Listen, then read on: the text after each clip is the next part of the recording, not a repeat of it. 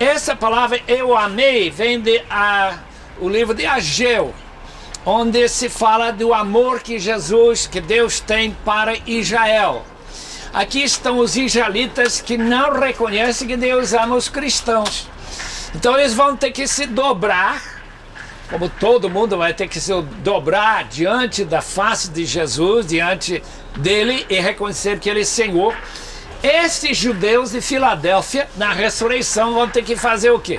Vão se dobrar diante dos crentes que foram sepultados aqui, que morreram já há muito tempo, e reconhecer que eles são realmente amados de Deus, né? Não sei se em Portugal tem dificuldades em convencer os católicos que as igrejas evangélicas são realmente amados. A relação entre católico, cristão, crente, verdade, né, bíblico, é semelhante àquela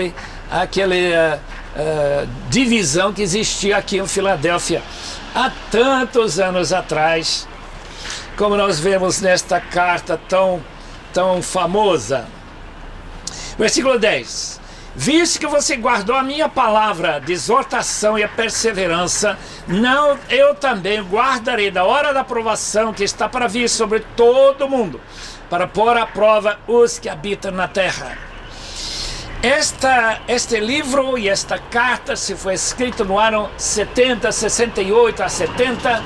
Sabemos que a perseguição que começou com Nero ia pegar todo mundo habitado.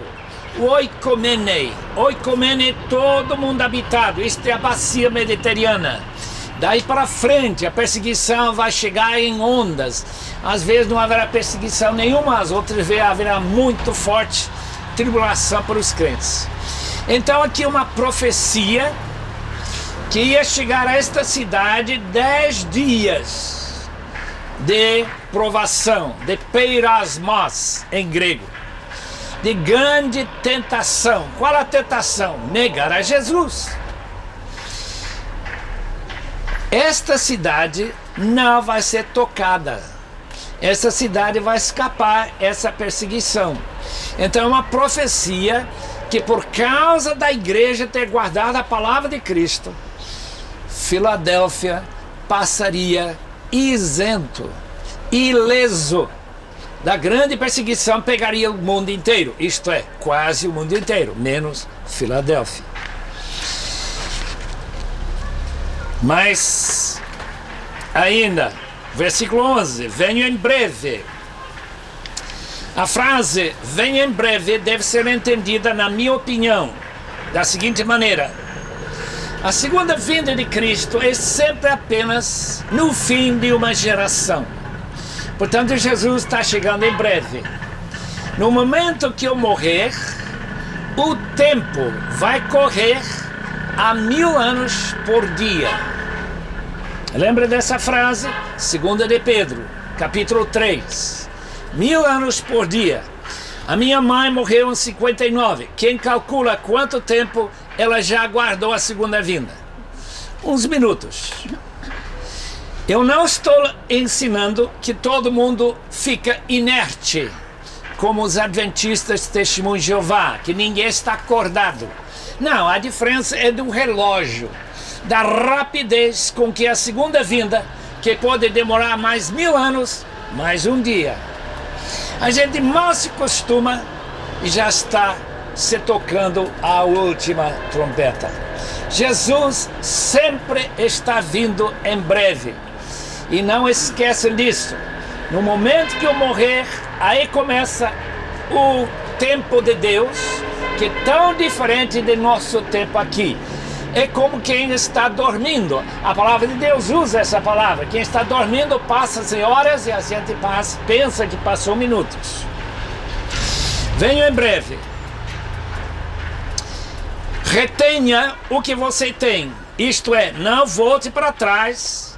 Não deixe que ninguém tome sua Estéfanos. Nós estamos muito presentes com esses Estéfanos, porque estamos vendo de vez em quando quem está ganhando nos Olímpicos. Os gregos que não esqueceram que antigamente a maneira de coroar um vencedor foi colocar um ramo de folhas. Eu não sei, eu acho que não era desse tipo de folha. Uma folha... Louro. Louro, isso. Na cabeça da pessoa. Não deixe ninguém levar. Isso não é diadema, é Stefanos. A nossa... Laurel. Laurel, isso mesmo. É uma palavra inglesa também. A Patrícia tem uma neta chamada Stephanie. O que é Stephanie? Coroada. Ou coroa, né? Espero que ela seja coroada mesmo. Não deixa ninguém tirar a sua coroa. Lembra que Paulo disse que todos estamos correndo. E quem chegar ao fim, ele ganha. Quem não chegar ao fim, obviamente não ganha os seus Stefanos. Aqui estão os galardões. Versículo 12. Farei do vencedor uma coluna no santuário do meu Deus. Os irmãos que têm visto colunas com palavras escritas, entrar para colocar o seu nome nessa coluna. Uma maneira de dizer que você será famoso. E os turistas do céu vão estar lá olhando, quem é esse? Vai encontrar seu nome. E o nome dos crentes que viveram aqui na Filadélfia. Vencedor uma coluna no santuário do meu Deus, e dali ele jamais sairá, isto é, nunca mais será possível excluir alguém. Escreverei nele o nome do meu Deus. Isso é muito importante, porque antigamente quem é dono de alguma coisa coloca o nome, tal como uma pessoa que assinou um cheque. Eu trabalhei durante uns 2, 3 meses pelo DuPont. Eu estive fazendo o trabalho e de repente encontrei um pedacinho de papel que diz assim: pague 14 milhões de dólares para fulano. Deixa-me ler isso de novo. E tinha assinatura. O que importa é a assinatura, né? Apenas que não era meu nome, que era o favorecido. Somente que ele escreverá o nome de Deus, mas também escreverá o nome da Nova Jerusalém. Os irmãos entendem que a Nova Jerusalém é contrastado com a Velha Jerusalém em Gálatas 4. Isso é muito importante lembrar disso. A Nova Jerusalém pertence àqueles que pertencem a Cristo. A Nova Jerusalém, no capítulo 21 desse livro de Apocalipse, se identifica com o próprio noivo que vai descer do céu. Tem alguns irmãos nossos que não estão lembrando ou nunca leram que nós vamos reinar sobre a terra, que essa Nova Jerusalém vai descer do céu para a terra. Essa terra vai ser reciclada, vai ser abençoada, vai ser muito mais fértil do que este vale que nós acabamos de atravessar, graças a Deus. E nunca mais haverá tristeza.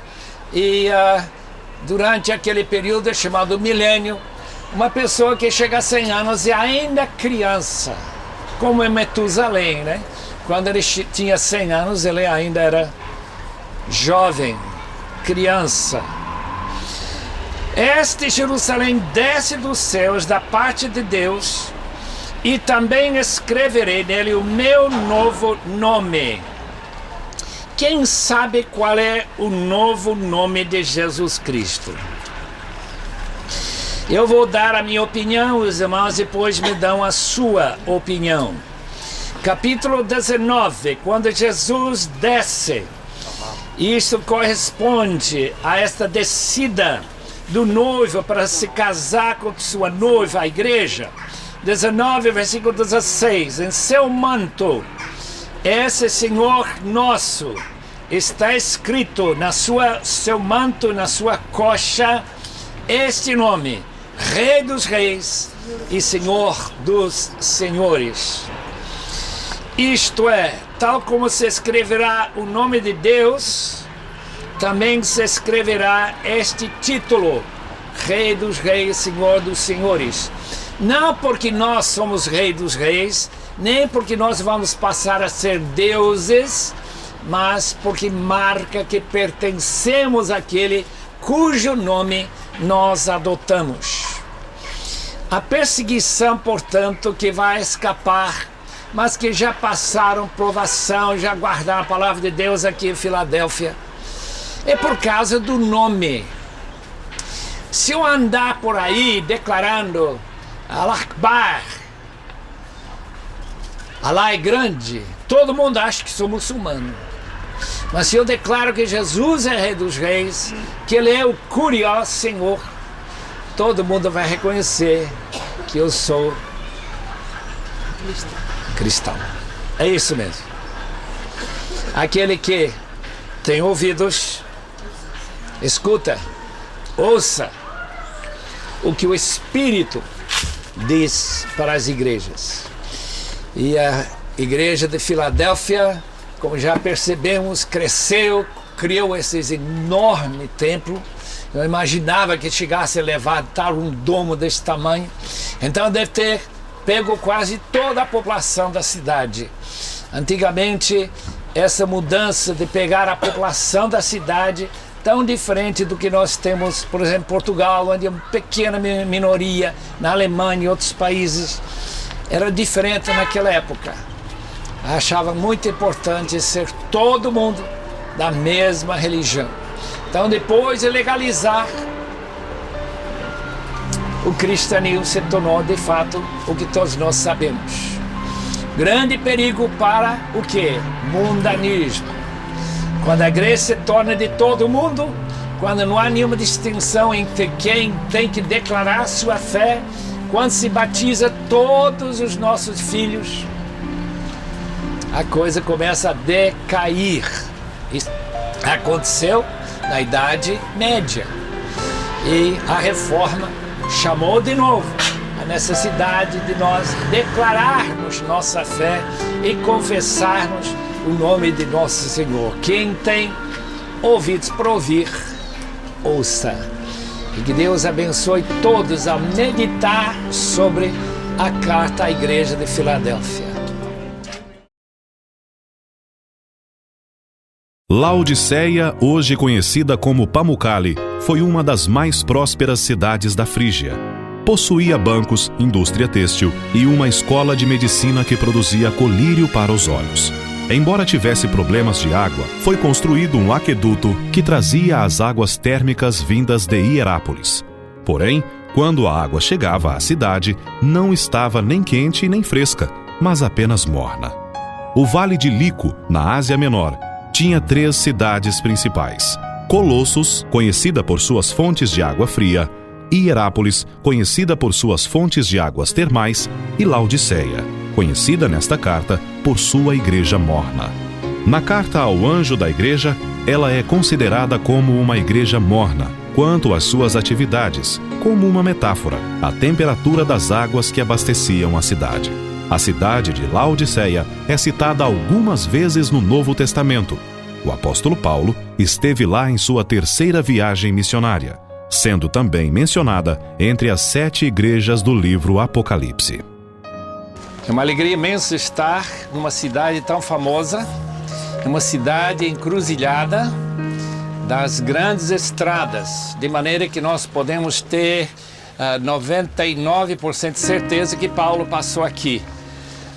Não sei em que rua, talvez ele andou nessa rua ali de nosso lado.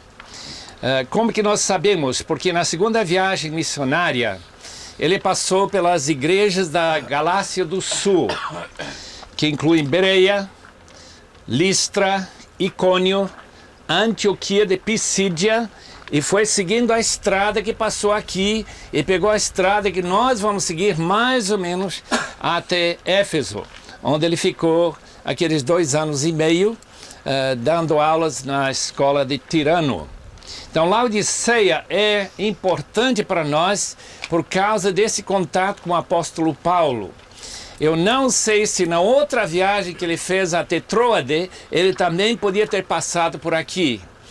Nós não sabemos se foi Paulo que abriu a igreja aqui, começou a igreja, evangelizou a cidade de Laodiceia, ou talvez fosse Epáfras. O que interessa para nós é ler os textos em Colossenses que mencionam esta cidade, Hierápolis. Essas 3 cidades, Colossos e Laodiceia, Hierápolis, eram uma espécie de triângulo de igrejas que deixaram marcas bem famosas. Inclusive o famoso Papias, que morou naquela cidade que nós deixamos esta manhã, a cidade de Hierápolis. Abrem, portanto, suas Bíblias para Colossenses capítulo 2. A carta de Paulo aos Colossenses que moravam aqui pertinho. Colossenses capítulo 2, primeiro versículo. Quero que vocês saibam quanto estou lutando por vocês, pelos que estão em Laodiceia e por todos os que ainda não me conhecem pessoalmente.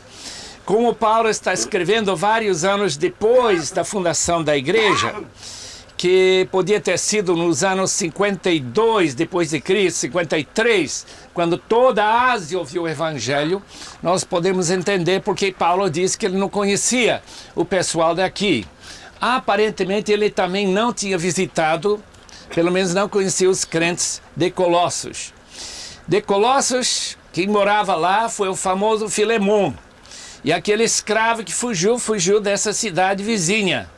E foi encontrado por Paulo ou em Roma ou em Éfeso. Novamente, nós não temos certeza onde Paulo estava quando ele encontrou e escreveu essa carta aos Colossenses e a carta que veio junto com Colossenses, a carta a Filemon. Agora olhem no capítulo 4 de Colossenses, quero ler versículo 12. O evangelista desta região foi o chamado Epáfras, que é um de vocês, isto é, ele era membro da igreja de Colossos, um de vocês